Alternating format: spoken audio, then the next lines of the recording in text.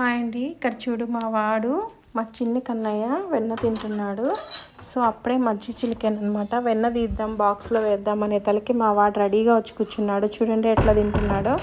తినటం అయితే మంచిదే, కానీ చూడండి ఎంత క్యూట్గా తింటున్నాడో. మీ పిల్లలు కూడా ఇలాగే తింటారా?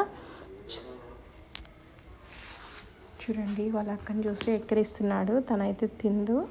సో మా తమ్ముడు తింటున్నాడు. నేను కూడా ట్రై చేద్దామని వచ్చింది, కానీ తినలేక కొంచెం తీసుకుందనమాట. కుళ్ళు కదా, వాడేదో తినేస్తున్నాడు, నేను మిస్ అయిపోతున్నానని.